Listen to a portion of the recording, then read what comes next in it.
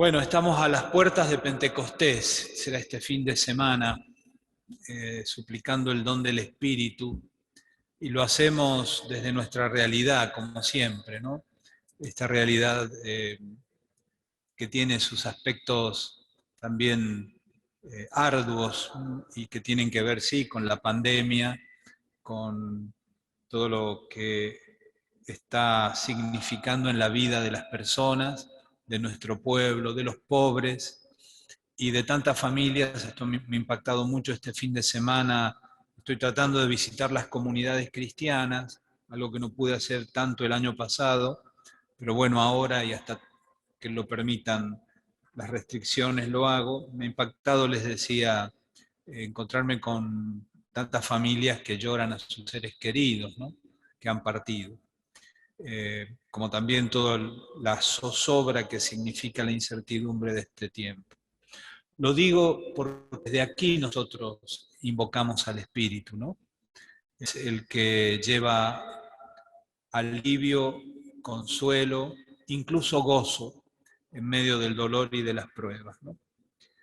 Y la propuesta de lectura orante que yo les hago ahora prosigue nuestra lectura del libro del Éxodo. Fue ya desde nuestra primera experiencia la gran revelación del nombre de Dios a Moisés en el monte, el cruce del Mar Rojo, a las puertas de la Pascua, y ahora a las vísperas de Pentecostés, volvemos al monte Sinaí, volvemos con Moisés, pero ahora acompañado con el pueblo peregrino que acaba de salir de Egipto. ¿Por qué esto? La referencia completa son los capítulos 19 al 24 del libro del Éxodo. Yo en su casa o en la lectura personal de aquí hasta Pentecostés o en el tiempo que dispongamos, yo les sugiero tomarse un tiempo reposado para leer detenidamente esos capítulos, ¿no?, del 19 al 24. Capítulos fundamentales. Aquí vamos a leer solamente algunos versículos del capítulo 19, que son la segunda lectura de la misa de la vigilia, sobre todo si en la vigilia de Pentecostés hacemos una vigilia más prolongada, con varias lecturas bíblicas. Esta es la segunda. ¿Pero por qué? ¿Qué nos relata? ¿Qué nos relatan estos capítulos? El pueblo ha salido de Egipto, decíamos, ha cruzado el Mar Rojo, ya ha transitado un tramo del desierto, como veremos, ha acampado delante de la montaña santa del Sinaí, y en la cumbre del Sinaí Dios le entregará al pueblo a través de Moisés las 10 palabras, los 10 mandamientos, escritos en tablas de piedra, la ley, las palabras que indican el camino al pueblo. En la liturgia del pueblo judío, incluso aún hoy, 50 días después de celebrar la Pascua judía, nuestros hermanos mayores celebran la fiesta de Pentecostés, celebrando precisamente este hecho salvífico. En el Sinaí, Dios nos dio su ley e hizo alianza con nosotros. El Sinaí, los capítulos 19 al 24 nos narran la alianza de Dios con su pueblo. Y en el corazón de esa alianza está este don, la ley, las 10 palabras, los 10 mandamientos. 50 días después de la Pascua, el Pentecostés judío. 50 días después de la Pascua de Jesucristo, el Pentecostés cristiano. ¿Pero por qué? Porque, como dice la tradición de la Iglesia, Santo Tomás de Aquino, la ley nueva del Evangelio, escrita no en tablas de piedra, sino en los corazones, es la gracia del Espíritu Santo. Aquí hay una gran afirmación de San Pablo, comentada a lo largo de toda la tradición de la Iglesia, uno de los textos más comentados y tal vez uno de los más lindos sobre el Espíritu Santo. Está en la carta a los Romanos en el capítulo 5. El amor de Dios ha sido derramado en nuestros corazones con el Espíritu Santo que nos ha sido dado. Esa es la ley nueva, que no anula las 10 palabras, los 10 mandamientos, sino, como dirá Jesús en el discurso de la montaña, el amor que el Espíritu derrama en los corazones, o digámoslo al revés, el Espíritu Santo, que es el amor del Padre y del Hijo, y que es derramado en los corazones, lleva a su cumplimiento toda ley.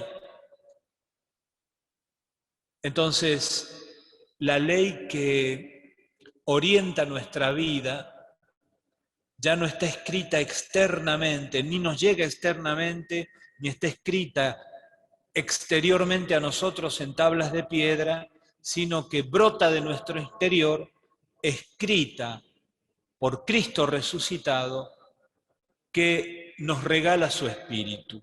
Repito la frase de Santo Tomás, que es muy hermosa.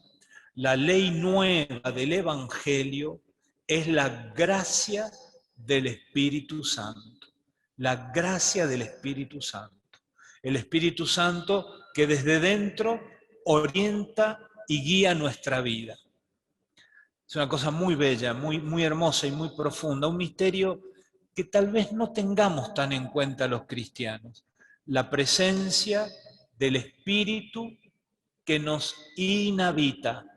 Somos templo del Espíritu y desde ahí guía nuestro camino en la vida. Por eso vamos a meditar preparando Pentecostés, del Éxodo.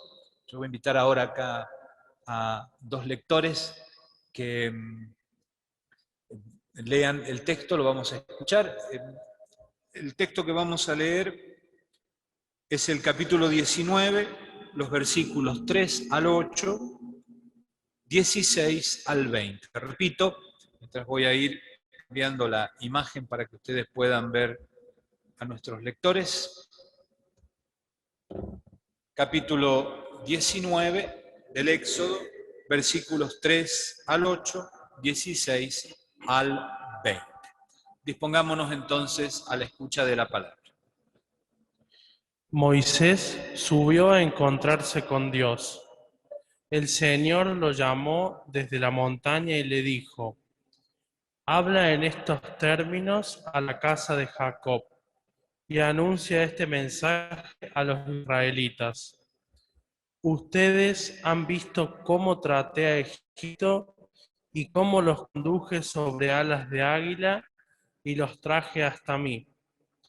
Ahora, si escuchan mi voz y observan mi alianza, serán mi propiedad exclusiva entre todos los pueblos, porque toda la tierra me pertenece. Ustedes serán para mí un reino de sacerdotes y una nación que me está consagrada. Estas son las palabras que transmitirás a los israelitas. Moisés fue a convocar a los ancianos de Israel y les expuso todas estas palabras, como el Señor se lo había ordenado. El pueblo respondió unánimemente: estamos decididos a poner en práctica todo lo que ha dicho el Señor. Al amanecer del tercer día, hubo truenos y relámpagos. Una densa nube cubrió la montaña y se oyó un fuerte sonido de trompeta. Todo el pueblo que estaba en el campamento se estremeció de temor. Moisés hizo salir al pueblo del campamento para ir al encuentro de Dios, y todos se detuvieron al pie de la montaña. La montaña del Sinaí estaba cubierta de humo, porque el Señor había bajado a ella en el fuego. El humo se elevaba como el de un horno, y toda la montaña temblaba violentamente. El sonido de la trompeta se hacía cada vez más fuerte. Moisés hablaba y el Señor le respondía con el fragor del trueno. El Señor bajó a la montaña del Sinaí, a la cumbre de la montaña, y ordenó a Moisés que subiera a la cumbre. Palabra de Dios. Te alabamos, Señor.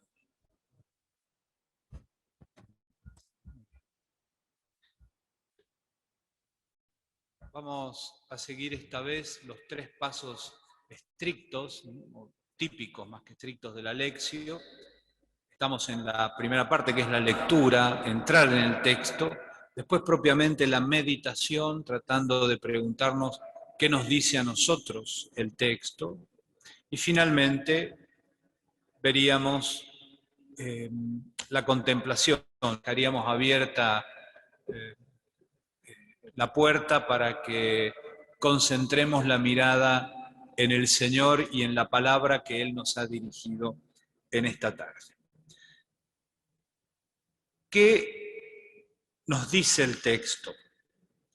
Así comienza el capítulo 19, estos versículos no los leímos, pero los leo yo ahora.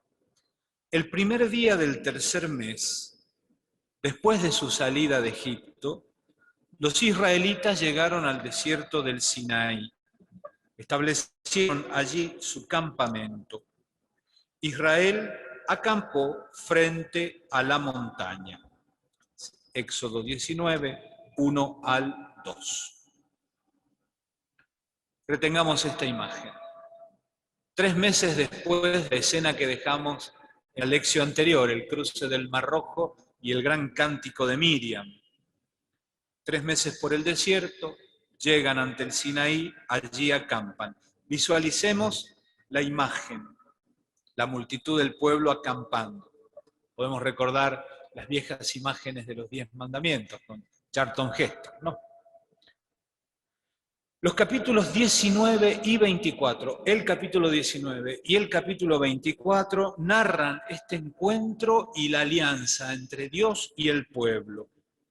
Por su parte, los capítulos entre medio, es decir, del 20 al 23, 20, 21, 22 y 23, nos describen las obligaciones de este pacto mutuo que Dios ha puesto en marcha con su pueblo. Aquí vamos a encontrar los 10 mandamientos, las 10 palabras, pero no solo, hay muchas otras prescripciones, pero sin duda estas son las fundamentales. Después está otro relato de los 10 mandamientos en el libro del Deuteronomio. No nos vamos a detener en ellos, hubiera sido muy rico hacerlo, pero el tiempo nos ha hecho concentrarnos en otras cosas. Pero de los capítulos 20 al 23 entonces encontramos las obligaciones que traducen la alianza para la vida concreta que el pueblo asume. Yo les invitaría, cuando lean el texto, a atender a los movimientos, incluso espaciales, que se dan, porque hay un doble movimiento. Por un lado, hemos visto a Moisés subir a la montaña y a Dios bajar a la cumbre de la montaña. Subir y bajar. Hemos visto a Dios, por eso mismo este segundo movimiento, acercarse a Moisés y al pueblo. Hemos visto a Moisés acercarse a Dios y al pueblo mismo, que se tiene que acercar, aunque no va a subir todavía a la montaña. Ya la puse en piloto. Alguno tiene el sonido abierto y se escucha un poquito, así que hay que mutearse. Fíjense, este doble ritmo, subir y bajar, acercarse y mantenerse a distancia,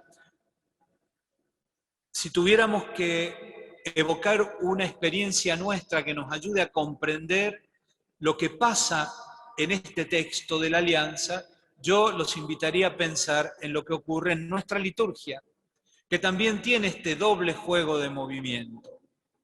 Acercarnos al templo, al altar, subir, por ejemplo, a leer la lectura, Pero más profundamente, cuando llegamos a la iglesia y comienza la liturgia, toda la primera parte es este acercamiento nuestro a Dios que habla, Dios que baja y con su palabra se acerca a nosotros. En el momento de la Eucaristía, de la liturgia eucarística, llevamos los dones al altar y suplicamos el don del Espíritu Santo sobre el pan y el vino para poder comulgar con Dios, con la Pascua de Jesucristo. Por eso, este ritmo del relato del Éxodo es el ritmo de la liturgia, es el ritmo de la oración y es el ritmo de la vida, de una vida de fe. Oramos como vivimos, vivimos como oramos.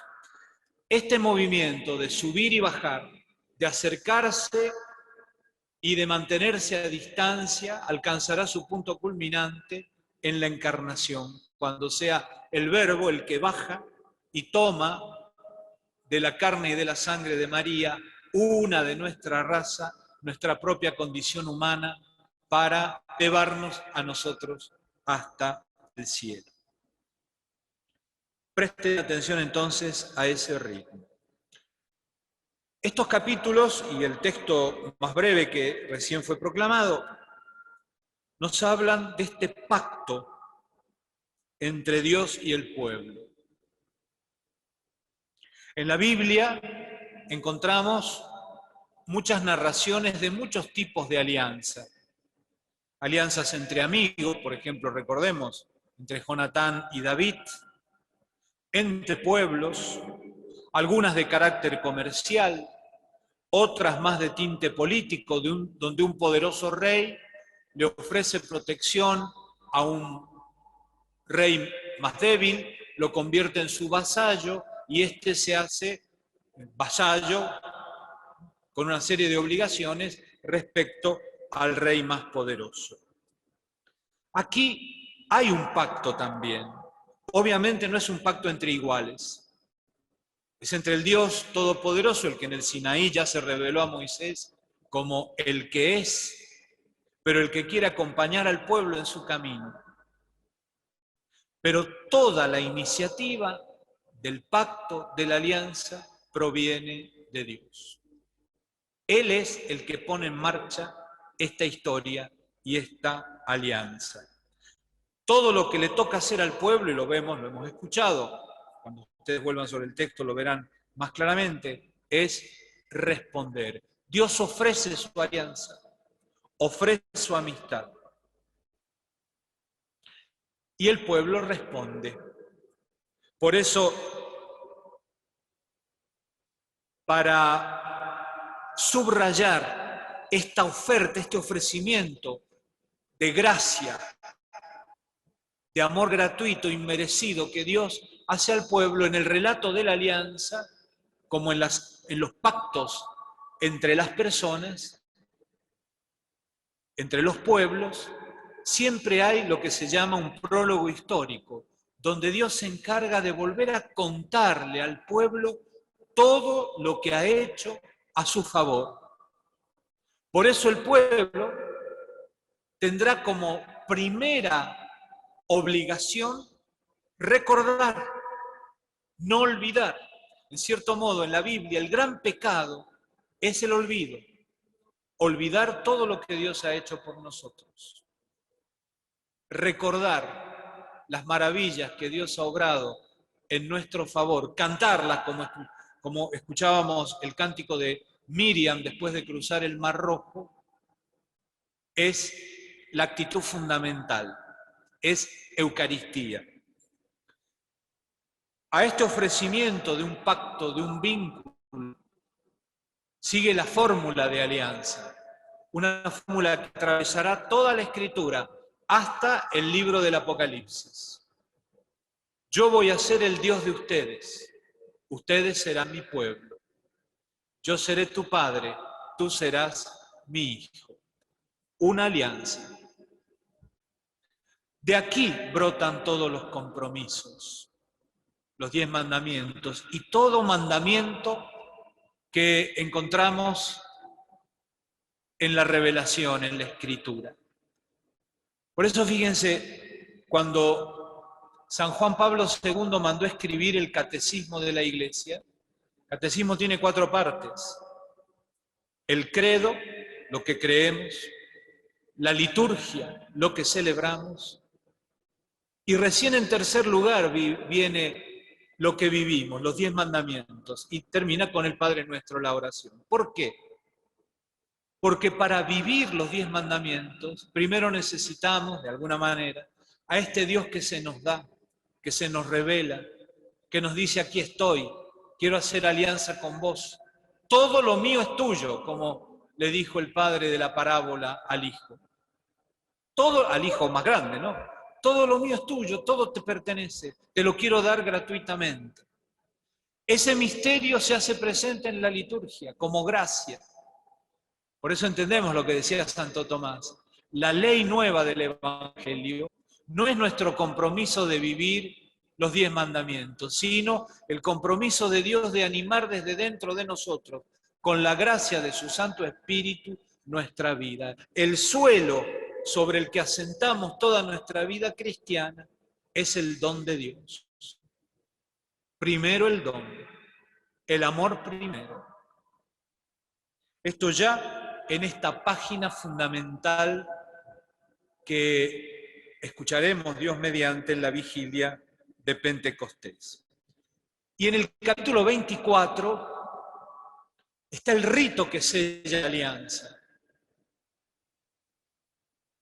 Porque Dios invita a Moisés a subir con algunos ancianos a la cumbre y terminan con un rito que hace todo el pueblo, sacrificando algunos animales y rociando Moisés con la sangre de esos animales al pueblo, después que el pueblo se ha comprometido a cumplir la alianza. ¿Y qué dice Moisés mientras hace la aspersión con la sangre del sacrificio? Esta es la sangre de la alianza que ahora el Señor hace con ustedes, según lo establecido en estas cláusulas. Yo imagino que ya han reconocido estas palabras. Esta es la sangre de la alianza. Esta es la nueva alianza en mi sangre. Este es el cáliz de la nueva alianza en mi sangre. Estas palabras Jesús las retomará en la última cena, cuando anticipe en el cenáculo la efusión de su sangre, en el que se sella la nueva, eterna y definitiva alianza entre Dios y nosotros, que es lo que celebramos en cada Eucaristía.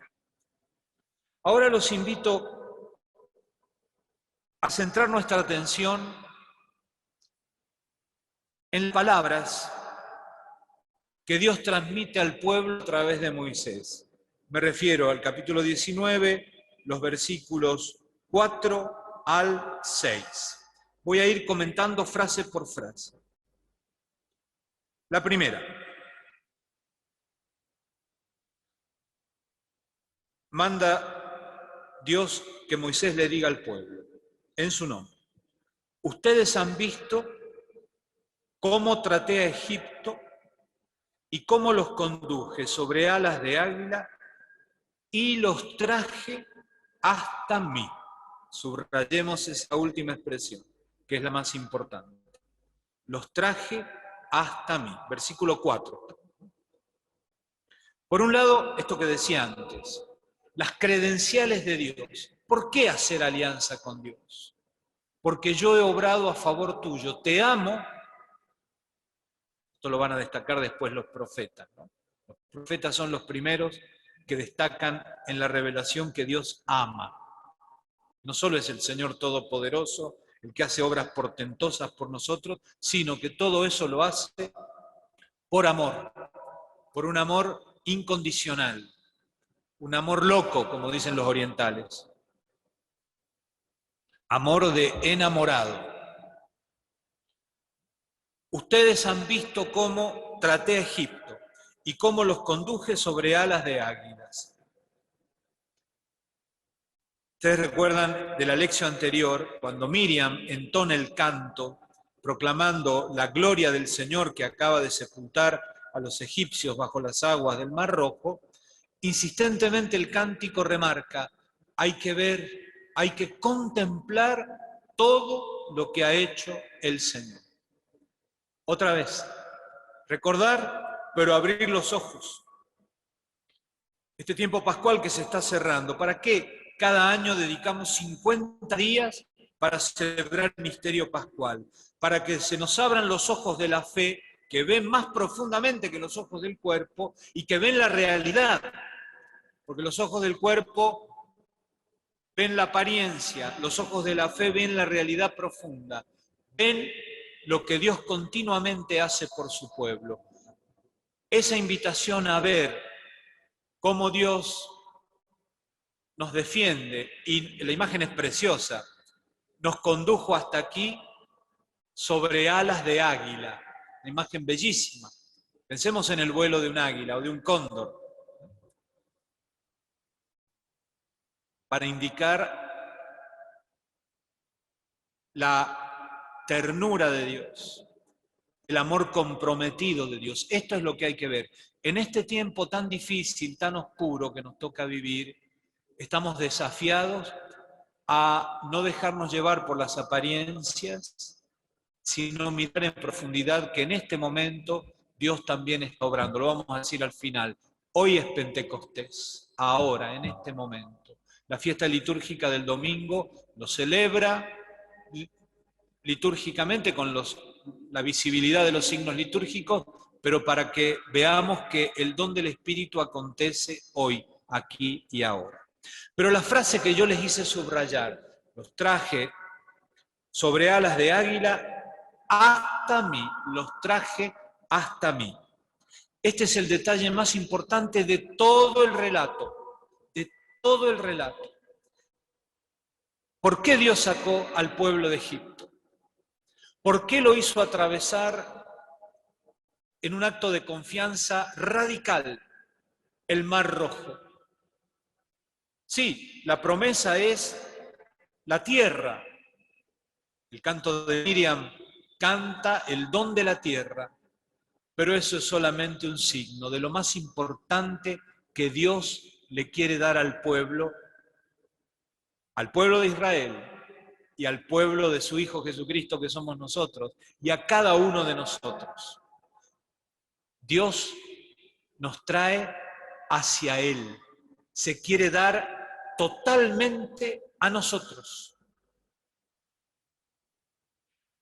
Su alianza es para un vínculo personal, de amistad, un cara a cara, como dice el mismo relato del Éxodo, que Moisés hablaba con Dios, como un amigo habla con su amigo, cara a cara. Cuando Dios tenga que retar a Aarón y a su esposa que osaron desconfiar de sus intenciones, y de Moisés, Dios lo defiende a Moisés.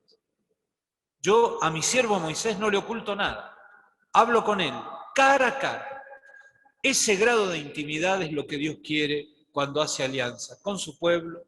La alianza que ha hecho con Jesucristo quiere con cada uno de nosotros. El encuentro personal con el Dios santo y amigo del pueblo. El encuentro con Dios es la meta de todas las peregrinaciones de tu vida, las del pueblo de Israel y las de cada uno de nosotros. El exilio, cuando el pueblo sea llevado a Babilonia y tenga que retomar, volver a la tierra, será un nuevo éxodo también para el reencuentro cara a cara con Dios. El versículo 5. Ahora, si escuchan mi voz y observan mi alianza, serán mi propiedad exclusiva entre todos los pueblos, porque toda la tierra me pertenece. Toda la tierra pertenece al Señor, pero el pueblo que acoge su alianza entra en una relación única con Dios. Tenemos muchas cosas, pero algunas nos roban el corazón. El pueblo de Israel le ha robado el corazón a Dios. Por eso Él se compromete de una manera única con este pueblo, pero pone una sola condición: que su palabra sea escuchada y obedecida en libertad. La alianza que Dios quiere fundar con Israel y con nosotros tiene que pasar por la libertad de cada uno. Nació de la libertad de Dios y reclama nuestra respuesta libre. Eso es obra del Espíritu Santo. San Pablo dirá en la segunda carta a los Corintios, donde está el Espíritu Santo, está la libertad. El Espíritu Santo es el garante y el defensor primero de la libertad de los hijos e hijas de Dios. El fruto maduro del Espíritu en nuestra vida es hacer de nosotros hombres y mujeres libres. ¿Recuerdan lo que escuchábamos a Jesús el domingo pasado, el anterior, perdón, antes de Ascensión? No los he llamado siervos, los llamo amigos. No son mis empleados, son mis amigos. Y la amistad es un encuentro libre entre personas. Versículo 6. Ustedes serán para mí un reino de sacerdotes y una nación que me está consagrada. En el Nuevo Testamento será San Pedro quien en su primera carta retome esta imagen potente y pone las bases bíblicas de esto que hemos aprendido en el catecismo, el sacerdocio común de los fieles, o más correctamente, a mí me gusta llamarlo así, el sacerdocio bautismal. Después, en el bautismo, en el rito del bautismo, después de ungiendo con el santo crisma en la frente al recién bautizado, niñito o adulto, o en la confirmación, pero en el bautismo se destaca esto. Somos un pueblo de reyes, un pueblo de sacerdotes. Aquí en el Éxodo, Dios se lo dice al pueblo: ustedes serán para mí un reino de sacerdotes, una nación que me está consagrada. Esto es muy importante. Fíjense, un reino de sacerdotes, no una élite. Si todo el pueblo tiene la función de ofrecer a Dios el culto de la vida, el culto que le agrada a Dios es la vida, según su palabra. Y ese culto se lo ofrecemos todos. Todo el pueblo es el que tiene la misión de anunciar las maravillas, de evangelizar, cantar las maravillas del Señor, adorar y alabar a Dios. Y esta expresión tan linda, una nación que me está consagrada, o también una nación santa. El pueblo, la comunidad cristiana diríamos hoy, es ese espacio sagrado en medio del mundo en el que Dios se manifiesta, pero para ser conocido por todos. Estas expresiones, un reino de sacerdotes, una nación consagrada o una nación santa, indican la misión de este pueblo, del pueblo de Israel, que es un pueblo insignificante. En la historia, varias veces milenaria de Israel, hubo pueblos e imperios infinitamente más poderosos y grandes. Egipto, Siria, Babilonia, Roma, Alejandro Magno. Pero el único pueblo que Dios eligió para que llevara a todos los pueblos su palabra es el pueblo de Israel. Ese pequeño pueblo lleva inscrito en su corazón esta misión. Esto también es nuestra misión como iglesia. Y este compromiso misionero, digamos, tiene dos dimensiones inseparablemente unidas. Es compromiso con Dios y compromiso de amor y de servicio y de fraternidad con los hombres, especialmente con los más pobres. Ese es el espíritu de las dos tablas de la ley, los primeros 3 mandamientos, el amor a Dios, el cuarto, que es el pivote, la bisagra, y el resto de los 7 mandamientos, 6 o 7 mandamientos, el amor a los hermanos expresado de distinta manera. Dios y los hermanos, especialmente los más pobres. Ese es el núcleo, el espíritu de las dos tablas del Decálogo. Hasta aquí la lectura. Les propongo una meditación. Para acortar el tiempo, permítanme, voy a leer y así respetamos el tiempo que tenemos, hasta las 7. Yo les propongo dos claves de lectura, de meditación. En primer lugar, la evocación de la alianza del Sinaí, del Éxodo, que hace un escrito del Nuevo Testamento, la carta a los Hebreos. Ya la cito. Y en segundo lugar, la perspectiva que nos ofrecen dos grandes profetas, Jeremías y Ezequiel. La carta a los Hebreos. Me remito, voy a leer algunos versículos, no todos, pero la cita completa es Hebreos 12, del 18 al 24. Hebreos 12, 18, 24. Leo el texto, algunos versículos decían. Escribe, vamos, carta a los Hebreos, pero en realidad es más bien una homilía, una gran homilía, una larga homilía dirigida a estos cristianos de los primeros tiempos. En un pasaje, este pasaje de estos versículos dice: ustedes, en efecto, no se han acercado a algo tangible. Piensen la descripción del Éxodo, de lo que ocurre en la cumbre del Sinaí. Cuando no se han acercado a algo tangible, fuego ardiente, oscuridad, tinieblas, tempestad, sonido de trompeta y un estruendo tal de palabras que aquellos que lo escuchaban no quisieron que se siguiera hablando. El pueblo le dirá a Moisés: no, háblanos vos, que Dios no nos hable, porque si Dios nos habla, pereceremos todos. Ustedes, en cambio, dice este autor cristiano, se han acercado a la montaña de Sión, a la ciudad del Dios viviente, a la Jerusalén celestial, a una multitud de ángeles, a una fiesta solemne, a la asamblea de los primogénitos cuyos nombres están escritos en el cielo. Se han acercado a Dios, que es el juez del universo, y a los espíritus de los justos que ya han llegado a la perfección. Se han acercado a Jesús, el mediador y la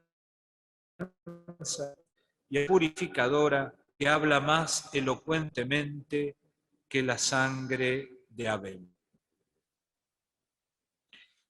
Este es un recurso muy propio de la lectura cristiana del Antiguo, de lo que llamamos nosotros el Antiguo Testamento. Encontrar en las narraciones del Antiguo Testamento la alianza y el don de la ley en el Sinaí como una profecía de lo que acontece en el Nuevo.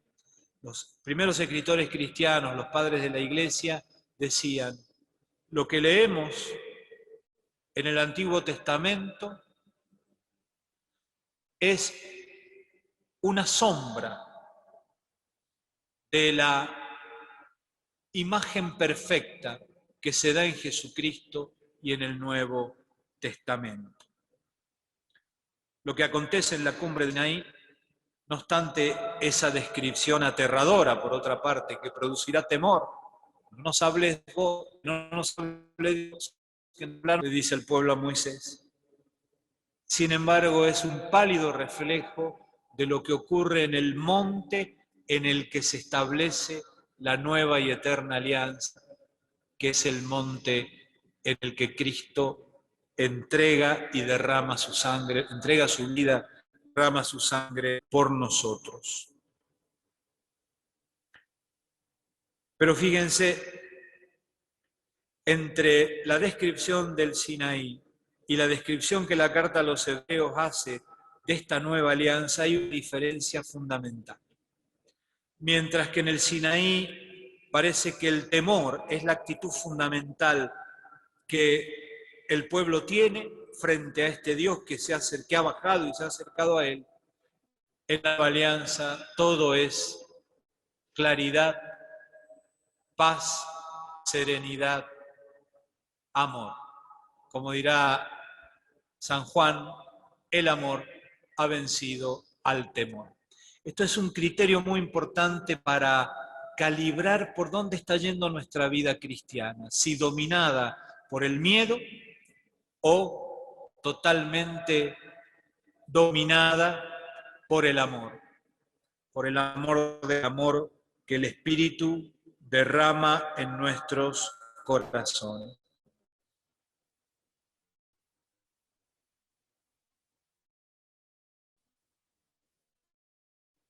El contraste entre ambas alianzas nos invita a calibrar la calidad de nuestra experiencia cristiana. Mientras que la antigua es caracterizada con rasgos impersonales, truenos, sonidos de trompeta, la nueva es encuentro libre entre Dios y sus hijos. No hay temor frente al manifestado en Jesucristo. Esto es muy claro. No hay temor ante la cruz. No hay temor ante la cruz. La cruz vence todo temor, porque es la manifestación más grande del amor. Esto es lo que hemos conocido en Pascua. Para eso celebramos un año y otro año la Pascua Santa, para que el amor nos convenza interiormente. Y eso es obra del Espíritu Santo. Por el contrario, el clima es de gozo, de paz y de consuelo. En la carta a los Gálatas, Pablo dirá que el fruto del Espíritu, en singular, el fruto es amor, alegría y paz, magnanimidad, afabilidad, bondad y confianza, mansedumbre y temperancia. Paz, gozo. Por su parte, dejemos al profeta, dejemos la carta a los hebreos, Jeremías sigue evocando este encuentro en el anuncian una nueva y definitiva alianza. Profeta Jeremías, esta es la alianza que estableceré con la casa de Israel después de aquellos días. Pondré mi ley dentro de ellos y la escribiré en sus corazones. Yo seré su Dios y ellos serán mi pueblo. Lo que acontece en la montaña del Sinaí tiene que acontecer en el corazón de cada creyente. Yo pondré mi ley dentro de ellos, la escribiré en sus corazones. Enseguida, en el ratito de silencio que vamos a dejar, yo los invitaría, una de las cosas, las sugerencias que les doy es sencillamente a que estas palabras del profeta nos ayuden a contemplar. Señor, has escrito tu ley en mi corazón, la estás escribiendo en nuestros corazones por obra de tu Espíritu. Mi ley de ellos escribiré en sus corazones. Yo seré su Dios y ellos serán mi pueblo. Jeremías 31:33 es el texto, ¿no? Y Ezequiel, texto bellísimo, hermosísimo. La profecía de la Pascua y del bautismo. Lo que anuncia Ezequiel aquí se cumple en el bautismo. Les daré un corazón nuevo. Pondré en ustedes un espíritu nuevo. Les arrancaré de su cuerpo corazón de piedra y les daré un corazón de carne. Fíjense la imagen de una fuerza y de una belleza realmente muy fuertes. Les arrancaré de su cuerpo el corazón de piedra y les daré un corazón de carne. San Marcos dice que cuando Jesús se enfrenta con sus adversarios, fariseos, escribas, hay un pasaje en el capítulo 3, si no me equivoco, que ellos le recriminan a Jesús que ha curado en sábado. Dice San Marcos que Jesús se volvió y los miró con indignación por la dureza de sus corazones.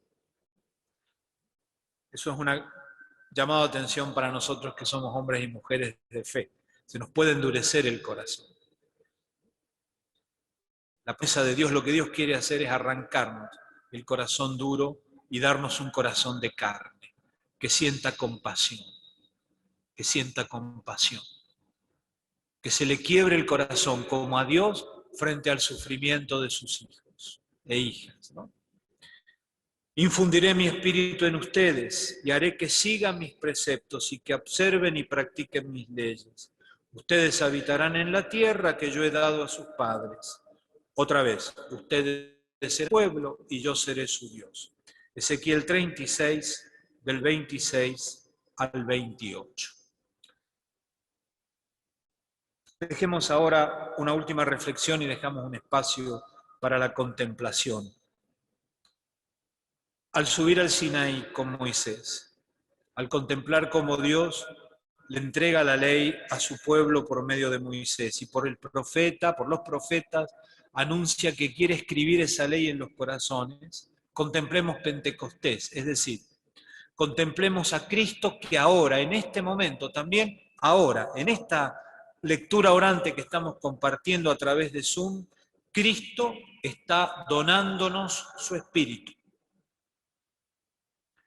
Comienzo con unas palabras dichas hace muy poquito en una catequesis del Papa Francisco, las catequesis sobre la oración, que son preciosas. Esta es del 5 de mayo. Habla de la contemplación. Dice, ser contemplativos no depende de los ojos. Contemplar no con los ojos del cuerpo, sino del corazón. Y aquí entra en juego la oración, como acto de fe y de amor, como respiración de nuestra relación con Dios.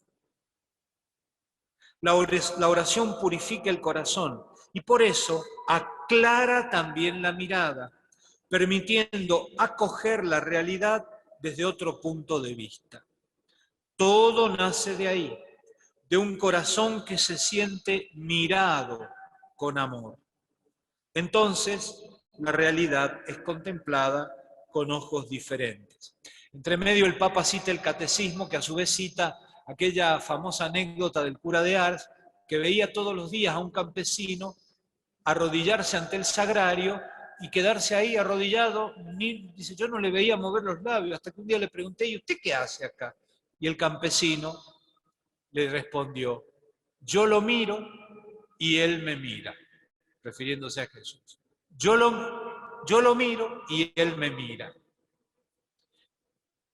Una anécdota similar me contaban unas hermanas aquí de esta comunidad de Las Varillas, que tienen un colegio y una capillita donde iba a rezar un chiquito que después falleció lamentablemente. Siempre se lo encontraban en la capilla. Y me decía una de las hermanas, a veces se iba con un bizcochito, como tienen los chicos, a comerlo ahí a la capilla. Pero me llamaba la atención cómo miraba el sagrario. Yo me acordé de esto. Él me mira y yo le miro. Eso es la contemplación. Eso les invito yo a hacer ahora. Pentecostés es un acontecimiento actual. Jesús resucitado continúa alentando su espíritu sobre nosotros. En el silencio de nuestra oración, concentrando nuestra mirada en Jesús, descubramos al Dios vivo que escribe su ley en nuestros corazones. Yo los invito entonces en este ratito que vamos a unos pocos minutos, nos va a acompañar una canción, una súplica al Espíritu, que contemplemos, le pidamos al Espíritu que nos ayude a ver cómo Dios está escribiendo su ley en nuestros corazones, la ley suprema del amor, de la compasión, de la misericordia. O en todo caso, sencillamente, hermanos y hermanas, quedémonos un rato en silencio contemplando a Jesús que está como vamos a escuchar el próximo domingo en el Evangelio, ¿no? Jesús se aparece en el cenáculo y le dice a los discípulos, como el Padre me envió a mí, yo los envío a ustedes. Y anota el evangelista. Y diciendo esto, sopló sobre ellos, comunicó su aliento, su espíritu, diciéndoles, reciban el Espíritu Santo, los pecados serán perdonados a los que ustedes se los perdonen. Contemplemos a Jesús que alienta sobre nosotros su espíritu, que tiene este trabajo que es trabajo de orfebre, como hemos dicho, ¿no? Y que durará toda nuestra vida, escribir la ley de Dios, la ley del amor, en nuestros corazones. ¿Cómo lo está haciendo el Señor ahora en tu vida, en tu comunidad? Aquí en San Francisco, nuestra diócesis está cumpliendo 60 años, como otras 10 diócesis de toda la Argentina, y yo le lanzaba también esta pregunta a las comunidades cristianas, ¿no? Contemplar cómo Dios ha escrito su ley en los corazones de cada comunidad, de cada parroquia, de cada colegio. Y he propuesto 3 figuras inspiradoras de nuestro camino.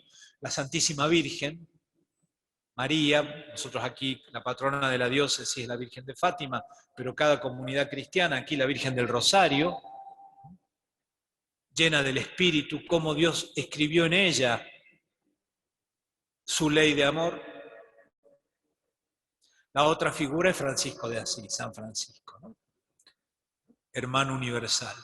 Y la otra figura es santo cordobés, San José Gabriel del Rosario Brochero, ¿no? Cómo escribió Dios su ley, le dio su espíritu y lo transfiguró a José Gabriel, ¿no?